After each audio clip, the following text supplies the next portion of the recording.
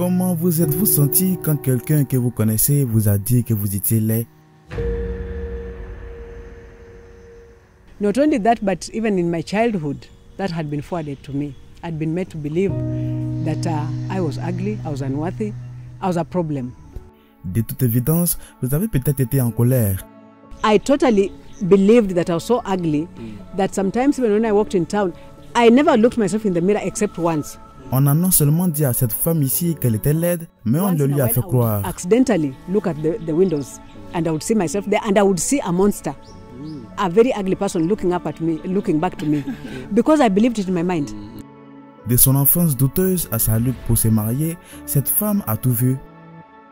The first marriage, the man maintained that I was so ugly, he was doing me a favor of being married to me.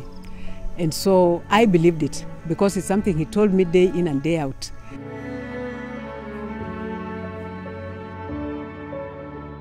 À un moment donné, ses enfants ont pris en charge sa recherche d'un nouveau mari et à ce moment-là, par la grâce de Dieu, elle avait eu 7 enfants de pères différents. Vous pourriez appeler cela un miracle, mais elle a eu un homme qui s'est engagé à l'épouser avant même qu'ils ne se connaissent. Vous serez surpris d'apprendre pourquoi ce riche homme a pris une si grande décision et pourquoi la décision elle-même a été appelée stupide par cette même femme. Je vous raconte son histoire. So up in Mtayako, this is a place. This road is where I used to pass with smuggled salt to go to Uganda. Uganda is not far from here. What do you mean when you say smuggled salt? You carry salt because they don't pass through customs. You pass through the shortcuts. So ideally you are not paying duty. Taxes.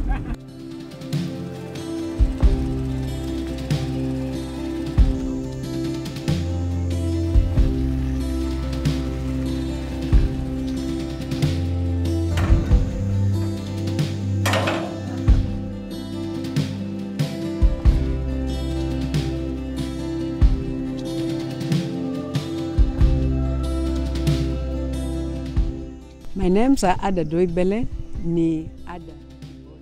Ada Doibele est née et a grandi dans la région de Busia au Kenya, qui est très proche de la frontière de l'Ouganda. Sa vie était pleine de misère car son père l'a abandonné, elle et sa mère. Assez tôt, la lutte pour survivre pour les deux était particulièrement difficile. Sa mère avait l'habitude de travailler pendant énormément d'heures, mais ne gagnait qu'une petite somme d'argent qui ne pouvait pas aider sa famille à survivre. En conséquence, à seulement 15 ans, Ada est entrée sur le marché du travail après avoir terminé ses études secondaires, dans le but d'aider sa mère et de contribuer à faire quelque chose à la maison. I grew up as a neglected child, and so I began to get involved in a business at a very early age. Because my desire, my deepest desire as a child was to please my mother. I wanted desperately to please my mother.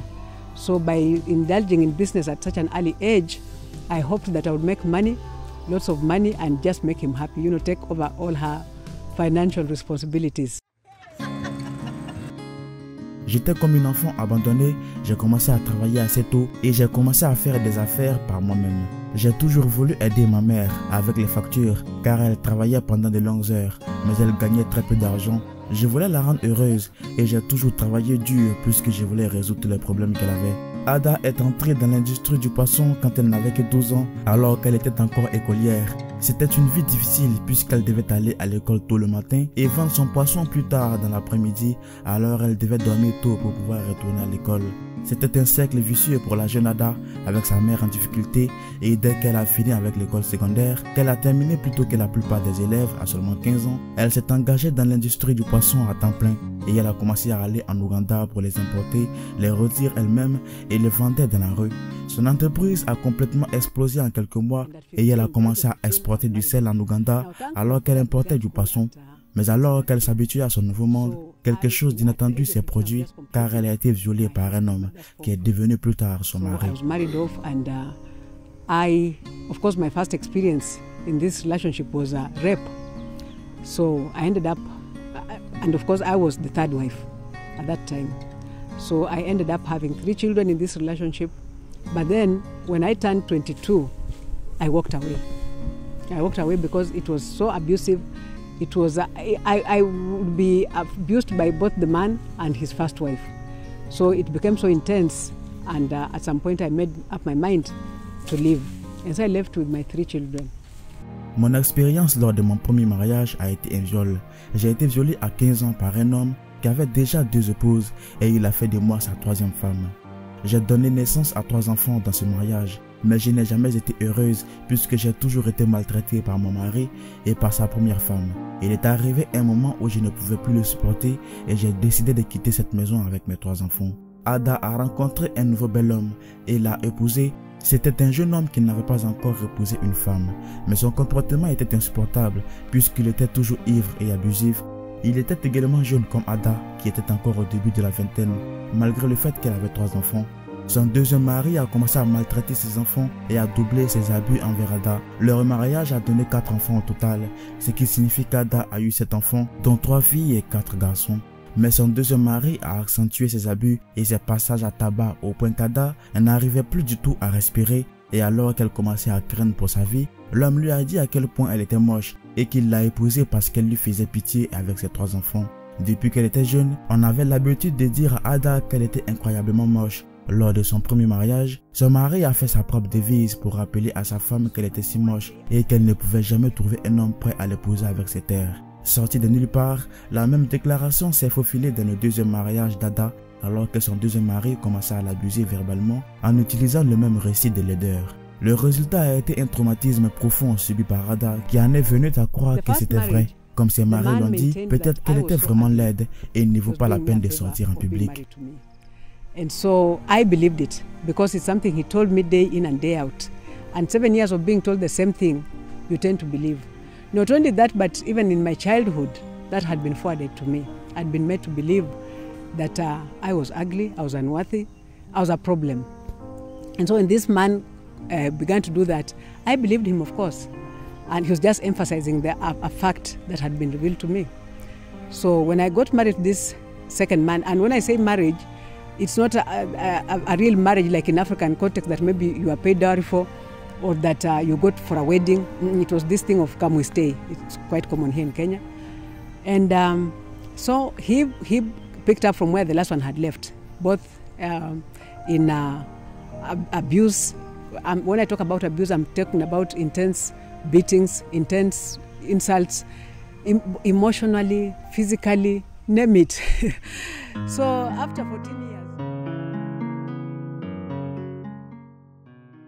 Lorsque Ada a quitté son 2e mariage, elle est allée vivre seule avec ses enfants, dont certains étaient à la fin de l'adolescence et au début de la vingtaine. Ses enfants ont vu comment elle luttait seule et ont décidé de chercher un nouveau mari pour elle. Ils ont vu leur mère être maltraitée et battue par son mari. Ils ne voulaient pas qu'elle continue à supporter des coups et des souffrances aussi terribles. Les enfants avaient également très peur de leur père, étant donné qu'ils étaient également maltraités lorsque leur mère était encore en mariage. La solution la plus facile a donc été que les enfants aient pris en charge leur mère et aient juré de l'aider à trouver un mari aimant qui les traiterait bien. My children first began to suggest to me that they want to find me a husband. And I believe the reason why they did that was because they were afraid, because they had watched me battered by this man. It used to get so bad. Twice he put the house on fire, you know, intending to actually get us killed. And so they realized that I may end up dead. J'ai commencé à rejoindre des groupes de femmes qui n'avaient pas de mari et nous parlions des mariages et de ce qui nous est arrivé. J'avais l'impression que c'était Dieu qui me parlait et me guidait pour avoir un autre mariage. Un ami est venu chez moi et m'a informé qu'il existait une plateforme qui aide les gens à trouver des amants. Je me suis inscrite sur cette plateforme, mais j'ai toujours pensé que j'étais moche et que je ne pouvais pas trouver un bon mari. You know, 3 months, I met another person, I left the other one. So when I found the third person, he became very serious with me. He wanted to come to Kenya to visit me. He wanted marriage actually. But then he was so concerned about my children, and I had a problem with that because I didn't intend to go back to a relationship where I would be blamed for having children, because I love my children and I am happy, I'm proud of them. I have no problem having 7 children. Even before I continue, I must say that my life has been a miracle because I've watched God work in my life tremendously, just amazingly. And so on this 21st day of December 2011, I asked God very simply, God, if there's someone out there that can love me as I am with my burden, please make them find me. That was on 21st of December 2011. And guess what? The Lord prompted me. I was prompted to resubscribe because I'd since left the dating site because I'd met somebody, or so I thought. I resubscribed, and on 24th, I met my now late husband. Ada a été tellement surprise par cet homme au point qu'elle a senti qu'il était peut-être motivé par des mauvais esprits ou qu'il était peut-être un escroc à la recherche d'autres avantages. Elle s'est demandé comment un homme en bonne santé et relativement riche était prêt à épouser une femme avec cet enfant. Elle s'est posé beaucoup de questions. Cet homme était un homme de Dieu, il aimait Dieu et priait beaucoup. Cela a également motivé Ada à prier encore plus, comme son mari lui a toujours dit de le faire. And he's the most wonderful person I've ever met in life. Actually, this man taught me, he made me grow so close to God. I could see Jesus in him. You know, the true God's love. He was so genuine, he was so true, he was so humble, he was so loving, he was so kind. He was a patient person. This is a man who never insulted me in the 10.5 years that we lived together. Yeah, never. So after I met him, then now he began to ask me about my childhood. Then of course I realized that I had never spoken to anybody about how I grew up and about my life generally, because I never used to tell people that I was in an abusive relationship, except for my neighbors who knew, of course. And so he began to ask me, and I would start narrating to him, and I would break down and just start sobbing because I realized that it was very painful. Apparently I had had so much pain in me that I didn't know. So soon after I had finished speaking to him, that's when the Lord gave me, one morning I was told that it's time for your book. And of course I began thinking to myself, how can I write a book? But interestingly, my son had bought me an iPad the previous December. This was on April 20th of 2005. That's my first book about my testimony. The name of the book is Adornment 1. The Lord would later make me write Adornment 2, the next part of my testimony, after receiving God and so on. And so then the Lord now began to give us the vision of this place. The Lord gave us a ministry. He called it himself, the name Adornment again. And then I discovered that adornment actually is very significant in my life. We've heard that the Lord says that before I formed you in your mother's womb, I knew you. Before you were born, I set you apart. It is so true.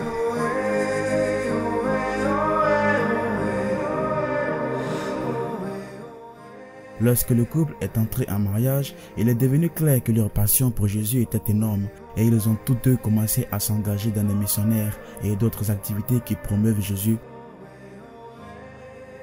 Les voisins et les amis ont commencé à se poser des questions, à savoir comment elle avait réussi à trouver un aussi beau mari. Et certains de ses amis ont choisi de ne plus jamais lui parler.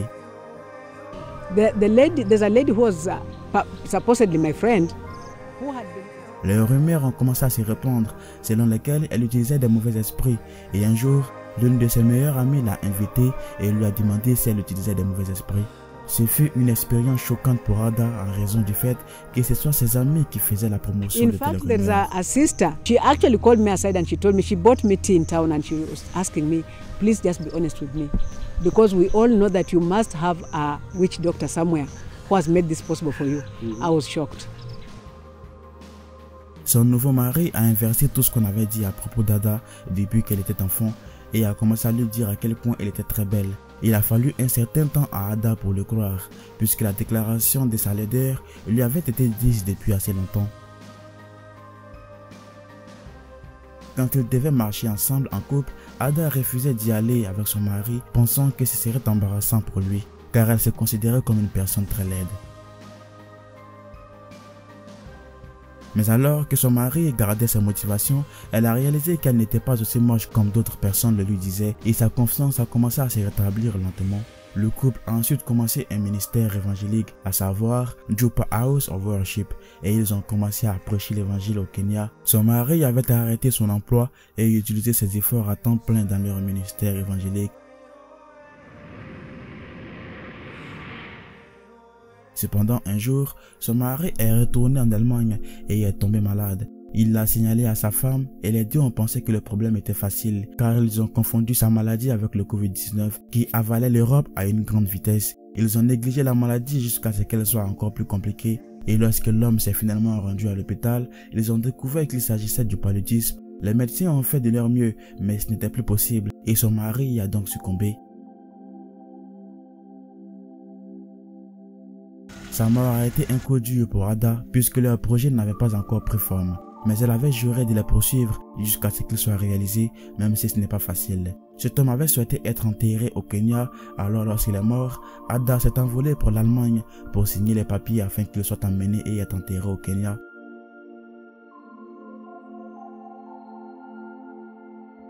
Le ministère d'Ada fonctionne toujours, mais ce n'est plus la même chose, même si elle consacre tous ses efforts pour le soutenir. Son entreprise s'était cependant effondrée, principalement en raison des restrictions qui ont été initiées par le Covid-19. And I'm thankful for that.